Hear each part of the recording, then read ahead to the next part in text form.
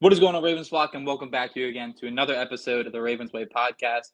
Joining me, as always, is Boss. Boss, how we doing? How we feeling? How are the Thursday vibes?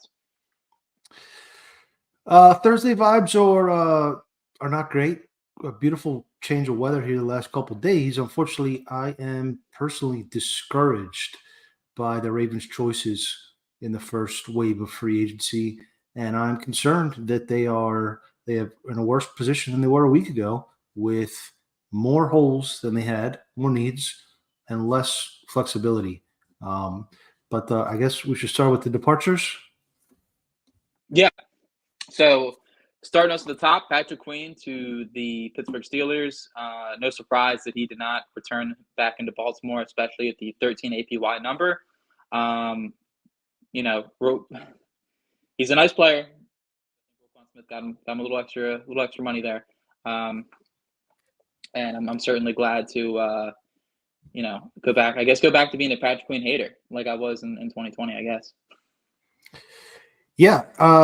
Well, first of all, he got less than projected. I think by about 5 million, according to Brad from PFF, who's really usually spot on with those numbers. So that was a little bit of a disappointment from a compensatory pick perspective. What's going to be returned to the Ravens? PQ, I think he. I don't know. I don't think he returned good ROI as a first round draft pick. I hope the Ravens avoid developmental young linebackers in the future. It seems to be a position where you need a lot of instincts and heady play to excel. And they developed him for 2 years while he was kind of a weak link on the defense. Then they got 2 good years out of him, but then they only got a fourth round comp, probably because the position is just not quite as valuable as others. So, thank you for your contributions, Patrick. I thought he made some good plays, a devastating A gap blitzer, and they'll miss that. But hopefully, Trenton Simpson can pick up the torch and under Roquan Smith's tutelage, and the Ravens will be in good shape there long term. Absolutely, yeah. And then next up, we have Darby being signed to the Jaguars. Somebody that at least I think we both think last offseason as someone that we could bring in late August and be an impact contributor, and he was. He played a lot of snaps at outside cornerback for us and provided a lot of value there, and allowed players to move around more freely in the defense to be able to play a lot more different coverages on the back end. So uh, maybe not the biggest loss in the world. We can still obviously I think replace that production, but a loss nonetheless at an important position. Agreed. I thought Darby had a great season as that boundary or left side primarily cornerback, and those players don't come around every single year. The player of his quality, his caliber, his pedigree that are available just sitting out there for just a little bit above the vet minimum in middle of August. So unlike the weak side linebacker position where the Ravens do have Trenton Simpson ready to step right in, they don't really have anything behind Marlon Humphrey and Brandon Stevens, anything of note at least. Stevens entering the last year of his contract. Humphrey appears to be maybe on the downswing potentially, so his future is uncertain too. Without Darby, Jalen Armour Davis and Pepe Williams are not.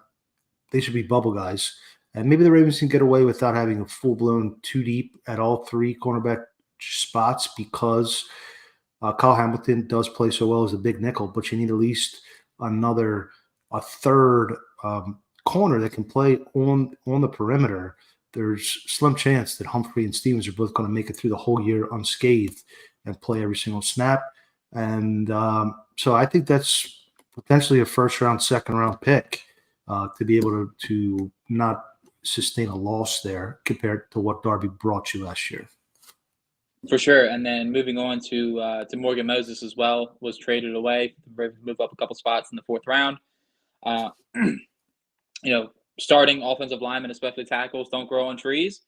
But the Ravens did say that they want to build and rebuild the offensive line, and that was a step in the right direction, I guess.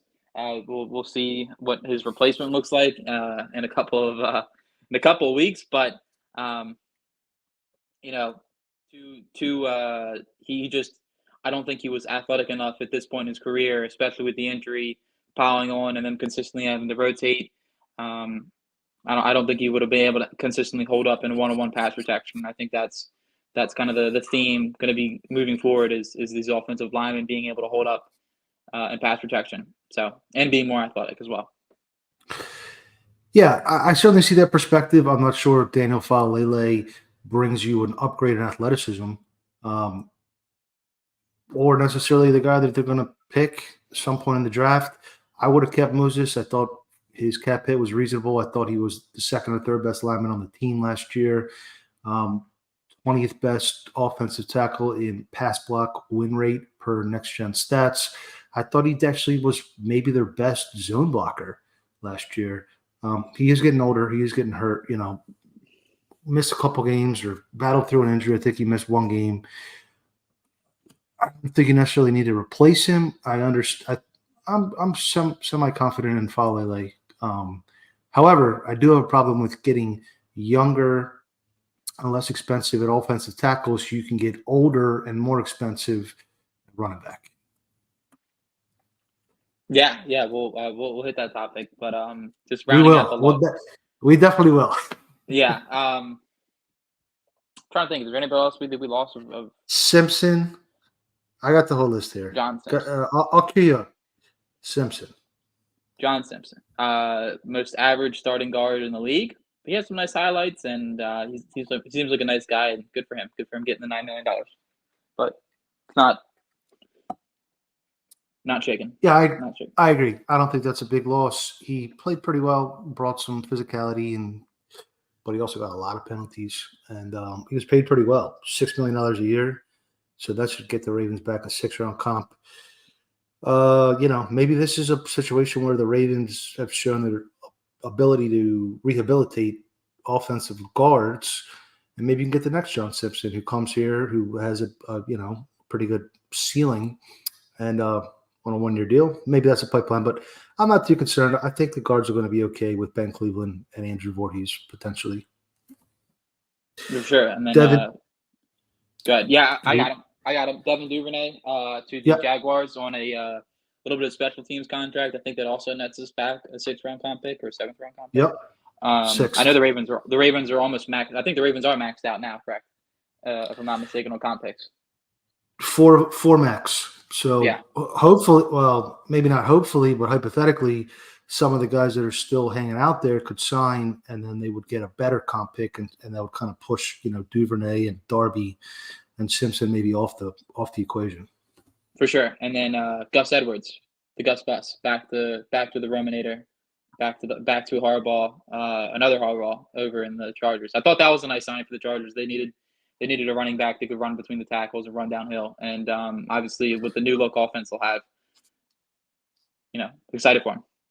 Yeah, I think, tip of the hat to Gus for his contributions to Baltimore, one of the best undrafted free agents they ever had. Really a fixture of the Lamar Jackson era in Baltimore, the first, 6 years now. And a third of the price of Derrick Henry, too, notably. Another big one we didn't touch on is Geno Stone. Yeah, Geno Stone. Another rival. Yeah, didn't expect him. Didn't expect to retain him. Thought he would have gotten a little more money than what he did, but I guess the league values the run defense, the run support of safeties now that there's so much stress on them, and he just can't really tackle that well. But he's a very good instinctive football player, and see him go to a rival sucks, but it is what it is. Yeah. Bengals have had a history of sort of ball hawking safeties with Jesse Bates, and who was that kid from Florida that used to pick up Flacco all the time with the long hair? God, his name's escaping me. He was like Flacco's kryptonite from Florida Gators. Anyway, regardless, Geno had a good year. I wouldn't have paid $7.5 per year for him. I actually thought that was a very fair contract for him. I thought he did well considering all the safeties that got cut last week, and he was still able to get that. So good for him. It does open up a need. The Ravens are very, very thin at safety now. I think that needs to be addressed probably with 2, maybe 3 more players added between now and week 1 at the safety position. Yeah, I would agree with that. They are very thin, and they could go through the draft. I would definitely prefer to add a vet back there, and then probably a later round draft pick. That would be the ideal pairing. Yeah, the But guy you liked out of Wake, right? yeah, Wake Forest, Malik Mustafa. That's it. Mustafa, and you like the Oladapo too, I think, right? Or Proctor. Yeah, Proctor, Josh Proctor. Yes, sir. Yeah, a couple other probably less significant losses. We got Gus Duvernay, Darby Simpson, Gino PQ. Delshon Phillips got 2.6 million. I was a little surprised he got that much. I would have liked to bring him back, but for half that cost. And then the long snapper who filled in for the injured long snapper, Nick Moore, Tyler Ott moved on. Yeah. So, and the exclusive rights tendered Ardarius Washington. So basically, he's probably your DB5 at the moment. Yeah, and I don't know if that's a good spot to be in. Well, I don't hate it. I thought he played well, but I liked the ability to bring Hamilton down and have him rotate and not say you're 5 deep at DB and he's the 5th. Yeah. So anyway, I'll let you steer our ship to the next topic. Yeah, steer our ship to the king's doorstep.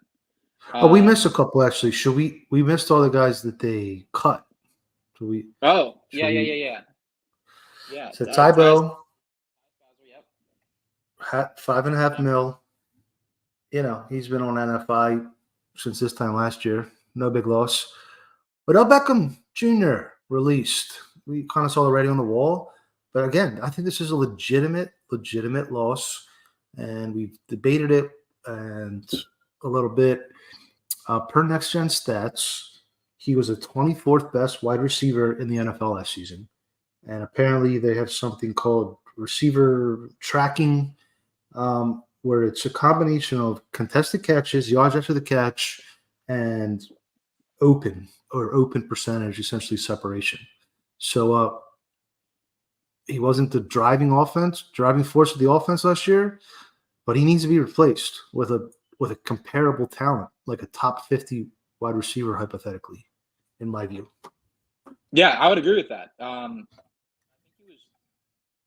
I think he was 4th in the team in targets, or 3rd in the team in targets. I was looking at it the other day, but he had 60 something targets. So you just can't let that go to like Tylan Wallace and a late round draft pick and a vetman free agent. I definitely think, to your point, you need more talent. You got to keep adding talent to the rim. You need 4. It's not a 3. Okay, so here's the snap counts real quick for the wide receiver group last year. Zay Flowers, wide receiver 1, 1,013 snaps. Rashad Bateman, wide receiver 2, 692 snaps. Nelson Aguilar, 648 snaps. And then Beckham had the 4th most because he was in and out and injured, and they were keeping him on a pitch count. But he still played over 500 snaps. And what he did with those 500 snaps, if you want to use Pro Football Reference's approximate value indicator, he got an AV of 6 compared to Aguilar and Bateman, both got 4, and then obviously Flowers was wide receiver 1. But by these metrics, I mean, you could say he's wide receiver 2. You want to project a step forward from Bateman, I'm okay with that, but you still need a wide receiver 3. Aguilar's a wide receiver 4. And if you have Aguilar's a wide receiver 3 and you're going to run 12 personnel and try to run down people's throats, I don't see it. I don't see the vision. Yeah, for sure. I don't think that would be the way I'd want to go at all. And the last one would be Ronnie Stanley. Took a little trim, little haircut. We don't know the terms, but he agreed to reduce his base salary, and he can earn it back with incentives, hopefully playing time incentives. And if he's playing and hopefully playing as well as he did during his high moments of last season, that it's worth it to give him back. And if not, the Ravens get to keep some of that cap space. So to me, that's a win-win move. Yeah, definitely. I think we've talked about it a couple of times that, he definitely needed to take a pay cut and give the team a little bit of leeway on that once was $26 million cap hit. Indeed. All right. Ready to talk about your boy? My boy. Well, yeah, the Sam Howell trade that happened today. Sam Howell went to the Commanders. Mike McDonald's got his quarterback of the future. No, yeah, Derrick Henry, King Henry, in Baltimore. I already know. I could feel it. I could feel it in my bones a couple weeks ago. I could feel it. I feel like you knew you were signing. And I knew you weren't going to be happy about it. So let's hear it. Let's hear why you're turning in the badge and you're going back to the street life. Well, did you hear the presser he did today? No, I Apparently, watched bits and pieces. no other teams were bidding on him, and he already knew he was going to come to the Ravens back when he was at the Pro Bowl, talking to Ray Lewis and Jamal Lewis about the Ravens. So, do they bid against themselves? I don't know. Derrick Henry's a factor back. I am concerned that his addition will have a detrimental impact on the offense. When they hired Todd Monken, the whole sort of calling card was we're going to spread the field. We want more balance. We're going to get our playmakers in space. And to me, it was they wanted to get more guys out of the box. At least that's the way I interpreted it. And it seems like Derrick Henry is just inviting more defenders into the box. There's some schematic reasons too, but just on that point, how do you see him benefiting there's lots of reasons to say how the offense can benefit him, but he's not paying the Ravens $9 million to help him. They're paying him $9 million to help them. How do you see him helping them? Well, to start off, he's a good pass protector, and that does provide ability, especially on early downs. If you want to set up, another thing with him is you can set up wide zone and play action a lot with him because of the way he can make defenses flow. And I think you add that variability already in with Lamar's ability to make the defense, the linebackers flow. I think that can be very challenging for defenses to be able to defend. And you can really, you really can open up a lot of space with him under center with play action because of the amount of flow he can create from the defense. And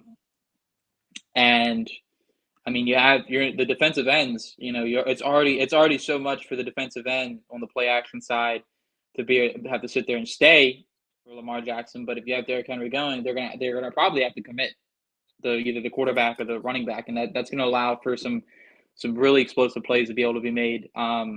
He's not a crazy receiver, but I think he's a decent receiver. Yeah, I think he's a decent receiver on screens. Yeah.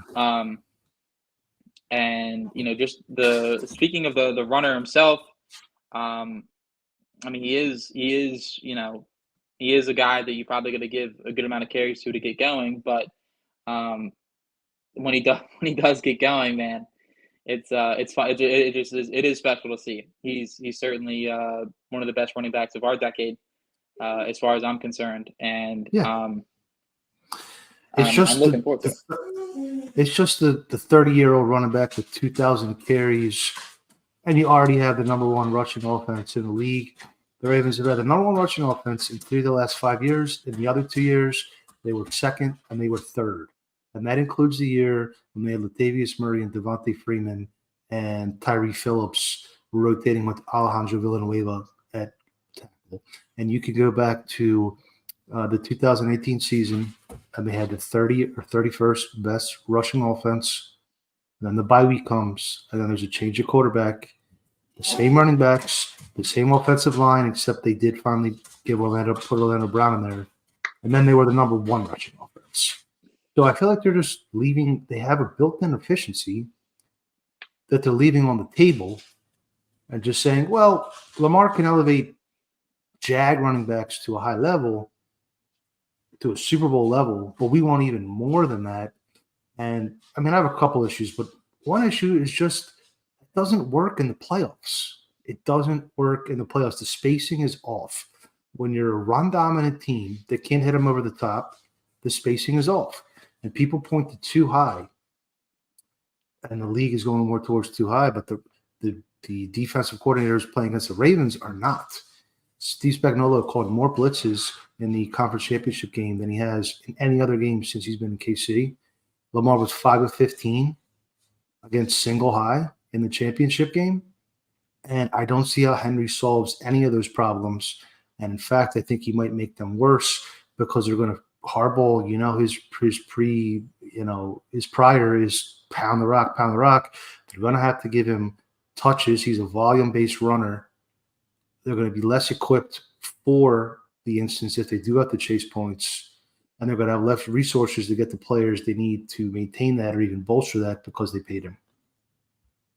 Yeah, I don't know. I mean, my going into the offseason, my goal was to load the offense, and to me, that did include getting a running back that could kind of do what Henry does. And we'll see what happens come draft day. I mean, all signs are really pointing that they're probably going to draft the tackle at 30 or trade back and draft the tackle. But um, we were going. Ian was going over it the last time he was on here, and he was talking about adding Xavier Worthy at 30 and having the 4.21 speed and being able to take the top off of the defense and having two guys that can do that with him and Flowers. And I think that that could be an efficiency is the Ravens getting a pure deep threat and having that speed. So when the boxes are loaded, you have somebody that you really can kind of just throw it up to and let them run under it. Yeah. And like I said, I can't really judge. Just like last year when they signed Beckham to a disgusting contract, and even though at the time I'm like, that's a terrible contract, but like Lamar got signed because of that contract. So at least in my eyes for right now, and I know at least in my eyes, I want to see the full picture. I want to see at least till after the draft, and then I can judge it. You're not going to find starting offensive linemen or starting receivers in the late August. It's just not something that happens unless the contract breakdown happens and they trade for one. But yeah. So if I really squint, I can kind of see it. Warren Sharp, I think, put out some stats that show that Lamar was great against stacked boxes last season, and also Derrick Henry was really, really like the best running back there was against stacked boxes. Apparently, he's only generating last year 0.3 yards over expectation, rushing yards over expectation. That's kind of adjusting for how bad the Titans line was. But he's also getting, which is not good. Keaton Mitchell obviously had a great year, but he was 4.3 yards over expectation. On the other side, he got 2.2, I believe, yards after contact, which was the best in the league. So if I squint really hard, I can see it. You suck everybody up, and then you let Lamar hit him over the top. But you still need those pieces. You still need that at least Beckham equivalent, if not better, deep threat. And you got to bolster the pass pro. If they get that done, and Henry is a piece of this new offensive, versatile, dynamic offensive system, I'm with it. If this is now a reason to go backwards, back into ground and pound smash mouth, I'm not. So I'll leave it there. Yeah, I'm with that. I would not want them to reverse into like this 12 personnel centric offense where their goal is to load the box and beat people up like that. I think they had the right idea last offseason to bring in multiple playmakers and be able to spread the football around the field. And at least in my mind, it also helps that Lamar's not going to be running as much, which can maybe elevate him a little bit more as a passer. And, like I said earlier, the biggest thing to me is I've wanted for the very longest time the Ravens to run a West Coast wide zone type of offense. And obviously, you need the linemen to do that. Right now, I think we have two that can probably do that. Voorhees, we'll see with the ACL injury. Sometimes that knocks a little athleticism off. Ben Cleveland, not at all. Falele, not really. But if they can set up the wide zone, they can set up the play action, and they can build pretty much a whole kind of new section of the offense out of that. I think that's going to be very beneficial, and then we can get these guys going, get Bateman going back over the middle of the field where he works at the best.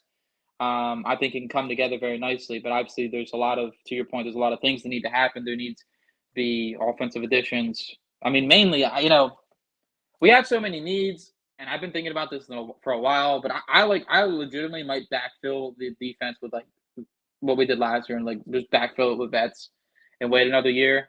and just take this draft home and just draft receivers and linemen because this really is. I mean, this is the draft to do it. It really is. There's too many good receivers, too many good linemen, and I don't want to be that team, constantly be that team trying to zigzag while this, zigging, like we did last year. Even though Zay Flowers is a great football player, there were great corners in the first round, and I don't want to constantly be that team trying to like zigzag in a weakness of a class and take the weakness just because you like the player. I mean, the strength of the class Right. is the strength of the class. There's no need to overthink it. So, yeah, like I said, I mean those first 3 picks, they're all offensive linemen, offensive players. Excuse me. I'm good with that because the reality is the Ravens just lost 3. I mean, they're poised to lose 3 starters in the offensive lineman and a starting wide receiver. That's a lot. That's a lot, and you can't. I mean, you look around at Continuity. the offensive lineman market, and it's not really that good. You just sign Trenton Brown and flip him back to right tackle. I mean, like that point, you're just wasting money. You sign Tyron Smith. What are you gonna do there? You can flip Stanley over, and then you look at the Dalton receiver Risner. market. Yeah, and Dalton you look at Risner, maybe. yeah, and you look at the receiver market, and one of the names I was intrigued in is Darnell Mooney. He gets 13 a year. I wouldn't have done that. I thought he was going to get like 6 a year. So the receiver market's thin. I mean, you can add somebody, but you're not. You know what I mean? It's not. I don't think it's going to be a Beckham like unless you're you get another cut around here or something. But like I said, this Well, is the draft. This is the that's the draft. thing. They need like 4 first-round picks to fill what the needs they have now. That's kind of the problem. They need a first-round corner, a first-round tackle, a first-round receiver, and all right. So I guess 3. So in the process of trying to dig into this box count thing, I had a little quick conversation with Gordon from PFF, and his sort of original post, OP, whatever you want to call it, was saying that he thinks the Ravens are going to take a step back this year as far the more being like wild card contenders, and then 2 years from now get back into being a deep contender, I guess, conference championship game or beyond. It just begs a question: why the hell are you signing an old running back if that's the idea? But I'll get off the running back for a minute. I think the thing about moves is does that just automatically mean they're taking an offensive lineman in the first round, or they're taking offensive lineman 2 out of the first 3 because now that the offensive line is in shambles, they have to. And then where the hell does that leave cornerback and receiver? That's really a sticking point for me. I just can't see how to necessarily make that happen. And the other big piece that I think still needs to be done in free agency with a veteran is outside linebacker, whether that be Clowney, whether that be Chase Young. The whole defense, Matabike's production. I mean, how many dollars did Clowney earn Matabike last year by collapsing the pocket and pushing the quarterback into him or close to him? I think you need that piece. You don't need much more in free agency. If you can bring back a Clowney and then draft offensive line, wide receiver, corner with the first 3 picks in any order, then I think they could be plausible, contenders. But the odds of everything, the stars aligning, I'm not quite sure how high they are. Yeah, if their plan this year is to sit back, then sit back and just kind of like, what I mean, just kind of like plug holes, but not be aggressive again. Then signing Derrick Henry was stupid. It was very stupid. I'm on board with that. Why did you don't do that unless you're trying to push in. At least if you're gonna do it, at least really load the offense. He's a luxury. He's a luxury signing. You don't put the granite countertops in your kitchen until you secured your subfloor. To me, that's the way I would build it. Yeah, I'm with that. I if they were to take a step back and the roster isn't at least somewhat complete to what it was last year, or the offense is a little more ticked up from the defense, then yeah, that I'd probably not be on board with the Derrick Henry signing anymore. If you're thinking about it, I mean, right now they've upgraded a running back, they've downgraded a cornerback, safety. I guess nobody's latched on yet outside linebacker, but that's up in the air. Probably not going to bring them all back. You have your defensive line intact. You've downgraded an inside linebacker, hypothetically. That's almost every unit on defense. And on the offensive side, same thing. You're losing Beckham, one of your top 4, number 3, number 2, whoever you want to call him. And Zeitler's still out there. Any chance of a Zeitler reunion? Any chance of a Kyle Van Noy reunion? Those would be the other guys that I could potentially see him bringing back. Yeah, it's tough, but I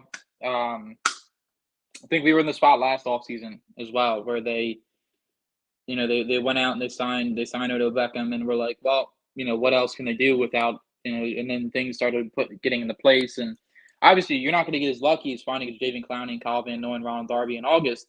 Right.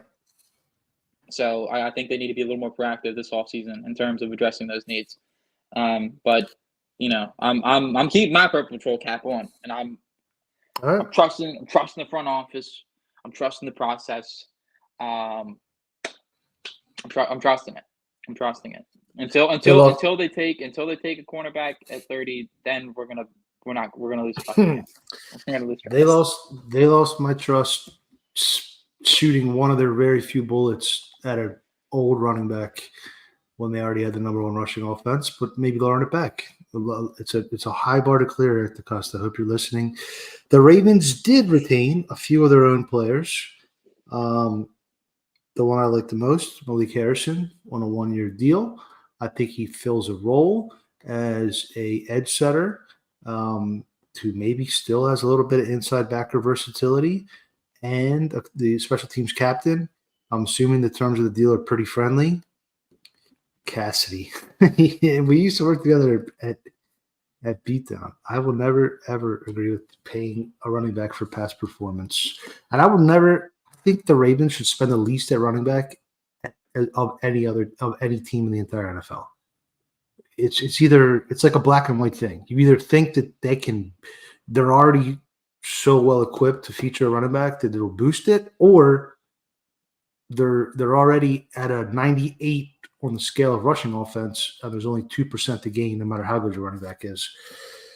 Anyway, Brent Urban, Josh Johnson, Nelson Aguilar, Justin Madubuike, or Darius Washington. Those are the retentions. Yeah, the Brent Urban signing, I like. Physical player, can really get in there and bang around in the run defense. Josh Johnson, I'm assuming that's for the men, and he's just a placeholder almost, practice squad, emergency quarterback again. Well, he was on the 53 the whole year last year. He carried the entire year on the 53. Yeah, but he wasn't. So maybe he's a backup. He wasn't actually. He was on the emergency, right? He wasn't active most games, no. But he still had a spot on the 53. He wasn't like he was an extra bonus spot 54. He took it. So I think he might be hit, and Malik Cunningham. The more little minor needs they can check off, the better, and then they can consolidate their assets for the big needs, I think. Yeah. Well, Malik Harrison, I like that re-signing a lot. That was something I was hoping we could ink a deal with. Very, like I said, very good early down run defender. Very physical football player. I mean, what a career arc for him as well, from all the things that's happened to him, and for him to go back out there and be a productive player. Yeah. I mean, shout out to him. Yeah, seems like a pro's pro. So let's look at the edge group as a whole. I think you have Owe as your kind of your anchor, probably 65-70% snap share. Yep. You have Harrison as kind of your. I feel like when you're playing base and Urban's in, Harrison's usually in, because that's your run stopping, front or personnel package. Yeah. And then the other side, you have Tavius Robinson, who I'm not super high on, but he could be a role player. I don't think he's ever really showed enough to. He had like one of the worst pass rushing grades of probably anybody on the team last year, but he's a young guy. And then you have Ojabo. So to me, if you can get that one Clowney, Chase Young guy, then you're pretty good. And then that position group is pretty much solid. Yeah, I would agree with that. And I think the wildest thing was Josh Uche signing for like $3 million. I was so taken aback by that. I was like, why? I wanted him. But yeah, so we'll sometimes we gotta we got to trust these other GMs' valuations. Like, it's kind of like if nobody else wanted him for that money, because apparently even after Judon got hurt, they still didn't ramp up the snaps. So take that for what it's worth. I liked him coming out too. I like him too, but just Apparently he had an food for offer thought. worth $15 million on the table. So My fault. You're right. I forgot that part. Yeah. yeah, so we'll see, but they definitely, I think they, to your point, a vet and a draft pick is definitely needed there at edge. I mean, kind of needed everywhere. You need a vet and a draft pick at edge. You need a vet and a draft pick at corner. You need a vet and a draft pick at safety. You need a vet and a draft pick at wide receiver, more than likely. And offensive tackle and offensive guard. Yeah, but hey, that's why we're team trade back. We're team trade back, boss. We're team trade back. That's what we are. They moved up in the 4th round, equivalent to pick 140 or 145, depending on what chart you use, and they added a 6th. So yeah, your vision of accumulating more picks, I guess Morgan Moses was a step in that direction. Yeah. So have you done any recent mocks that you want to that you think would suit the Ravens?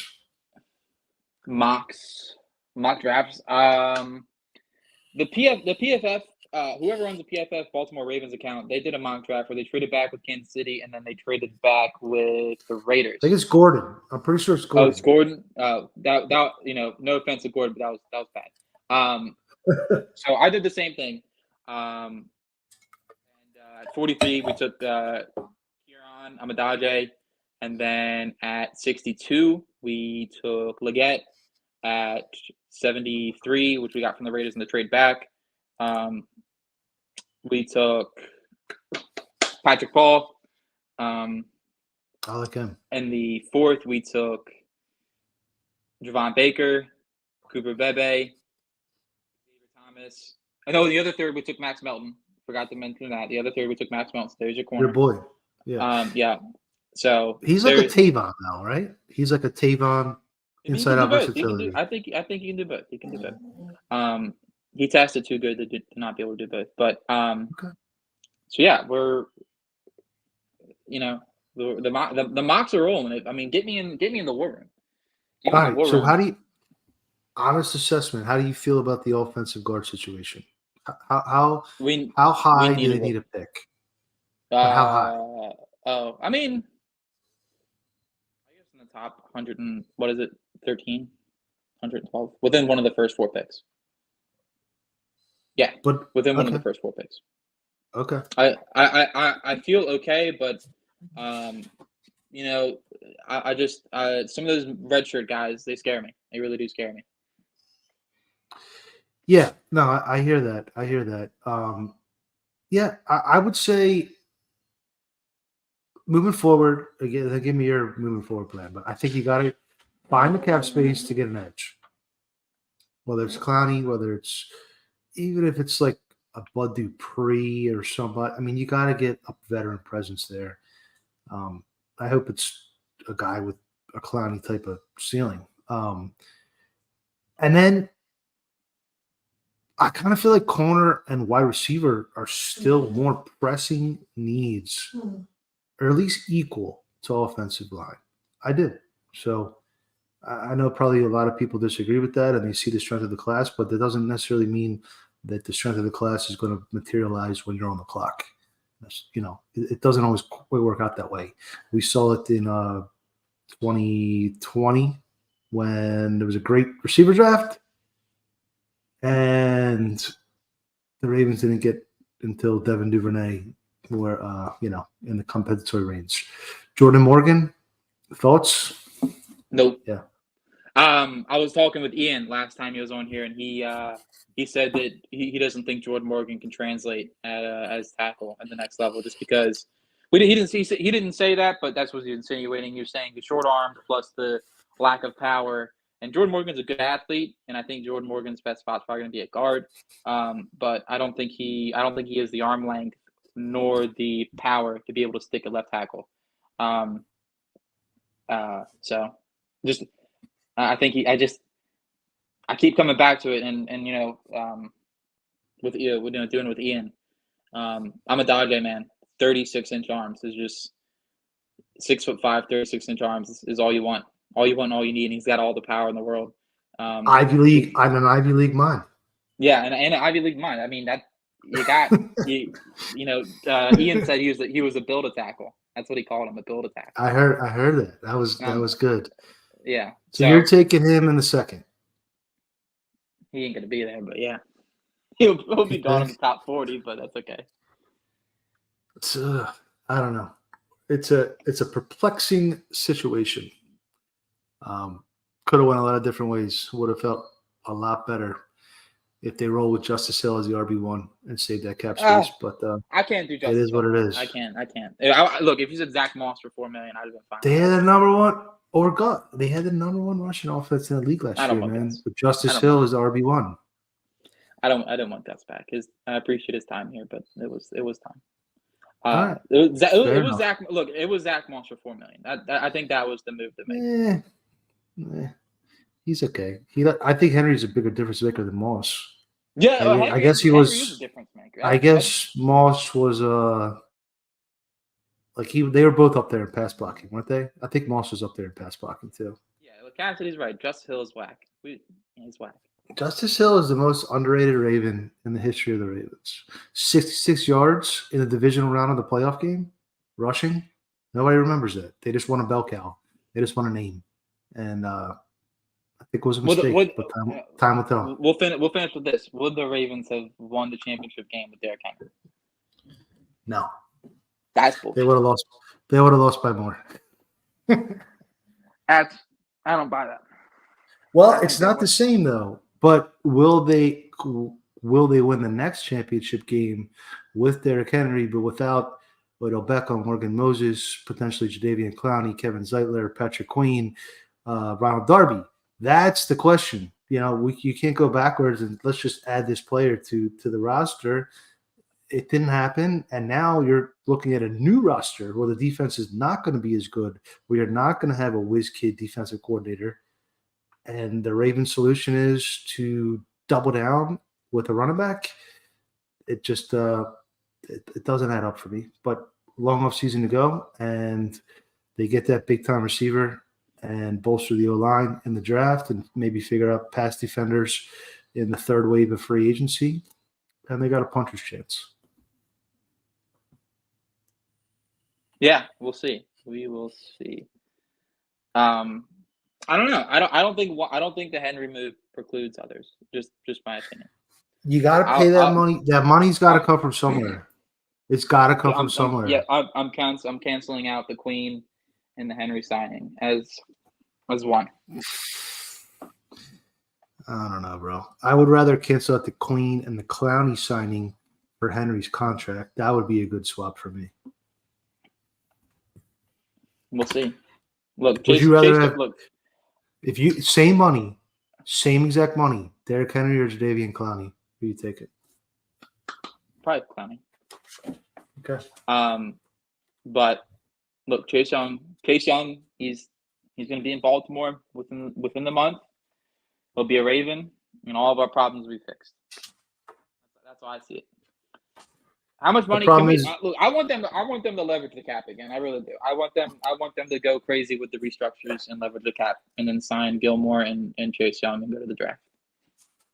They will leverage the cap, but no matter how much I leverage the cap, it's signing Derrick Henry to a $9 million contract is still going to cost them a player.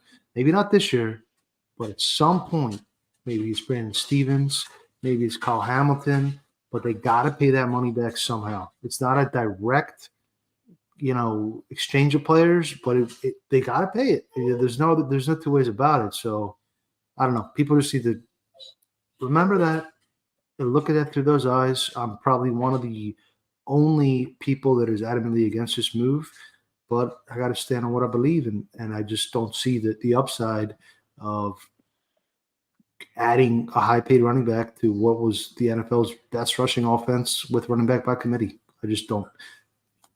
Look, plant your flag, but I'm just telling you now. Next September and October, your kids are going to be watching Derrick Henry run people over and saying, "Dad, can I have that jersey?" My son already loves Derrick Henry. Yeah, exactly.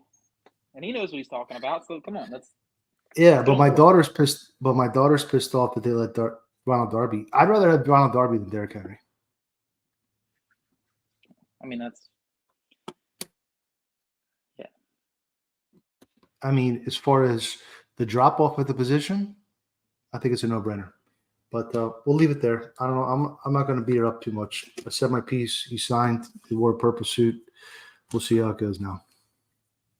Yeah, we'll see how it goes. But with that, I appreciate everybody for joining, and we will see you guys next time.